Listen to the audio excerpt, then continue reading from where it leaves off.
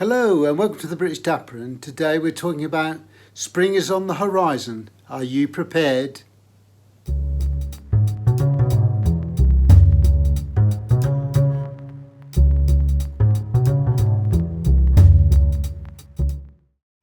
So today's video is looking at springtime and the types of clothes that are being used, the colours and the styles that are being introduced in this spring period.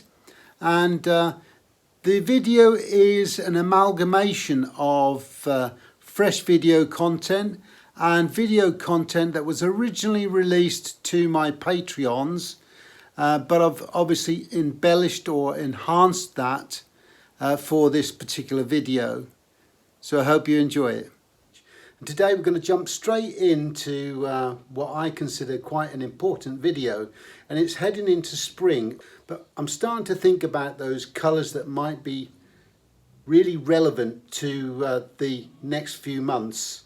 And I've noticed there's a lot of neutral colours. I've done a few videos on those over the last few weeks, and so this video is dedicated to those neutral colours, those neutral tones that are being used.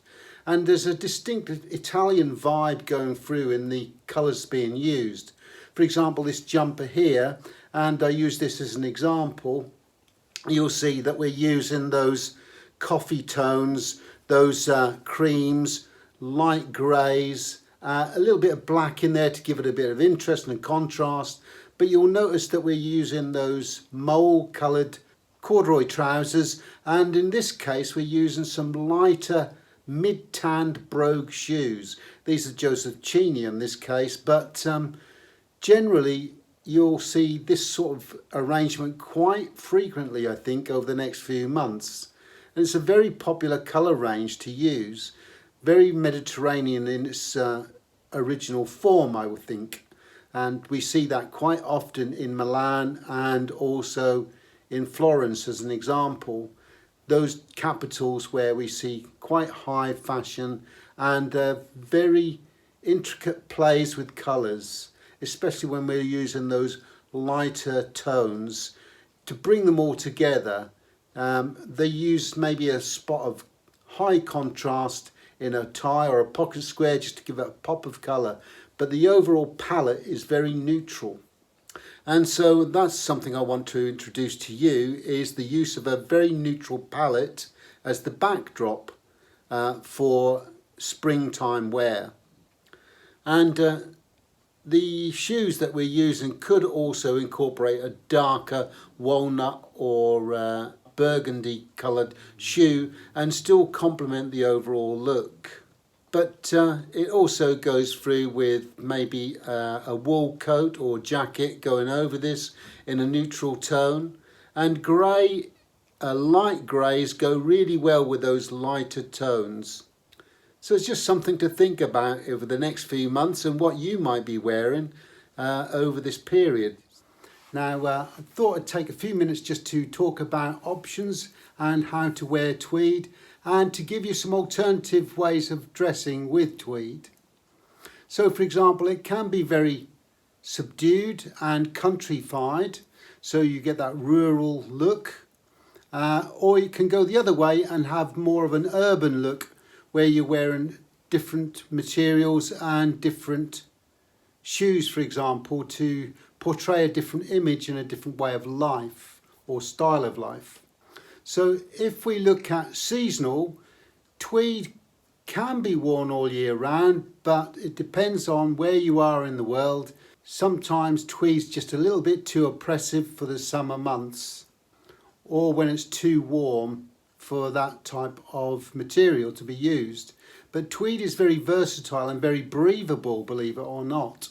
And I have worn tweed in summer, albeit not midsummer and not in really hot conditions, and it's been a very good companion throughout the years. And it can be dressed up, so for example we can dress it up in this manner where we're using different textures and we're not wearing a tie, so we're wearing it quite informally, but you can see from the colour scheme, it all comes through from the jacket itself which has an overcheck system, and in here we can see some reds and some dark blues, and we picked up some of those colours in the actual pocket square and also in the cravat. So we've got some nice reds in there that correspond with the red in the jacket, and the blues go well with the actual pocket square. But we've also got some lighter blues again coming through from the pocket square. And this is a textured herringbone shirt, quite a thick shirt, very casual. But that goes particularly well with this darker blue, where we're wearing them with a dark pair of blue chinos. And you can wear a pair of dark brogue shoes with this, or even suede chocolate brown shoes would go particularly well with this. Or then again, you could wear a pair of chucker boots or Chelsea boots, and it's a great overall relaxed look, but it's quite a sophisticated look as well, and quite good for that town look. Whereas if we were wearing it in the city, we might wear it a little bit differently. So we might wear more city brogue shoes rather than the country style brogue shoes. And we might wear a tie with this. Now, if we're wearing a tie, for example, then maybe it's going to be either patterned or it's going to be wool, depending on the situation you're in. So, for example, wool ties go particularly well with that country vibe, that country look. Whereas if you're wearing it in the town and you're dressing it up slightly differently, then maybe we're looking at a silk tie or a cotton tie, and we'll wear a dress shirt with that. Whereas in the countryside, maybe we're wearing like a cotton shirt or, for example, a tattersall shirt, which is particularly renowned for being worn in the countryside in the horsey fraternity. When it comes to wearing a tweed jacket in the winter, autumn periods, then we're looking at more autumnal colours. And with that, we're talking about burgundies, we're talking about burnt orange colours coming through. And the tweed itself is going to be quite dark. So we're looking at dark blue tweeds and potentially forest green colours coming through in the actual tweed. Or a darker colour compared to the hay colours in the spring, summertime, where we get those light tones, oatmeals, light grass, hay colours coming through, and less of the blues and the darker colours. And in the summer months, we're looking at maybe a little bit more of a muted palette. So we're looking at lighter colours, fresher colours, and maybe a little bit more subdued in a way, and more in keeping with the environment. So when you look around you in the countryside, the sort of colours that you would see at that time of the year might be the colours that you're going to incorporate in your tweed jacket. For example, where the sun bleaches the grass, and that would indicate that you would be wearing something a lot lighter in tone. But the chinos that you wear or trousers you wear as well can change the colour as well. And sometimes picking out a colour in the actual tweed is a good way of indicating what colour trousers to wear with it. So if you've got a burgundy stripe going through it, then maybe a burgundy pair of chinos or a burgundy pair of corduroy trousers goes particularly well with that look. As is navy blue. You might pick up on those tones, navy blue in the trousers of some description or in the pocket square. And it's a good way of giving you ideas about the colour scheme that you're going to use. So if you've got a tweed jacket, just have a look at it and think about how you might incorporate a different colour or maybe a different style. Cravat is a great way of providing a pop of colour, a little bit of interest, and yet not too formal. So a tweed jacket is great. It's more of an informal look. If you're going to go for a wedding suit or something like that and wear tweed, then you really are looking at a full tweed ensemble. So we're looking at jacket, trousers and even a waistcoat, and that dictates more of a formal way of wearing tweed. So you will be wearing a tie with it.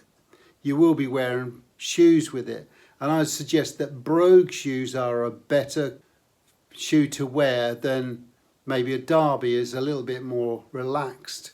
But a brogue shoe really does pick up on those colours and really looks good as an aesthetic point of view on the overall ensemble. The thing to remember about a tweed jacket is it's multifunctional. You can wear it for just popping into town. You just slip it on over even a pair of jeans, and you've got a completely different look. And if you're popping into the office, you could wear a cravat or you could wear a tie with it, and it's still a very good look for those informal sort of wears. I wouldn't suggest you're going to wear a tweed jacket or this ensemble as an example if you're going to the office for a formal business meeting. It's a little bit out of place, especially if you're going to be dealing with people that look very business orientated, wear suits, or it's an expectation they'll wear suits. Then maybe it would be wise not to wear that tweed ensemble for that event. But it also gives you the opportunity to best this look by wearing a hat of some description. And with this sort of look, maybe we're looking more along the lines of a fedora or maybe a trilby. I have known people to wear a brown derby, a bowler hat with this look, but I think maybe that's a little bit dated, a little bit more animated as well. So maybe not the best look for this casual tweed look. But maybe a baker boy hat, but I would go for a contrasting tweed fabric in it. So it would be, for me, I'd wear maybe a Donegal patterned hat. So it's not trying to mimic the colours in the jacket, but at the same time it's not too busy to distract the eye from the actual jacket itself. And it's a complementary colour with little specks of different colours in it. So it's quite a good look, I think, for that casual look. So when it comes to introducing tweed into a spring-like wardrobe, then we are in a position where those winter colours are now starting to disappear, and we're now starting to look at introducing warmer spring-like colours, which means lighter shades and tones in not only the tweed itself but also the overall look. And taking on board some of those Italian influences I was talking about earlier, then whilst it's totally acceptable in the earlier part of spring to still use those darker colours, for example darker tweeds with for example a pair of chinos or a pair of jeans even, that's perfectly acceptable. But I think we want to moderate our change, so we start introducing lighter colours. So if you're going to wear slightly darker trousers, wear a lighter jacket, as an example. So here are a few ideas about introducing a more spring-like tweed wear into your daily life. So here we can see we've introduced some lighter colours, not only in the actual tweed jacket, but we've also introduced that into the tie itself. And a light pair of chinos with that, and you've got a really good look. You'll notice that the shoes also change in tone as well, from quite dark colours, which are still acceptable as a contrasting shoe, even in the summer months. But I tend to go for mid-tans and with that some light tan shoes in those springs heading into summer period. And I think it's a really good look, and it's a fresher, lighter feel of the overall look.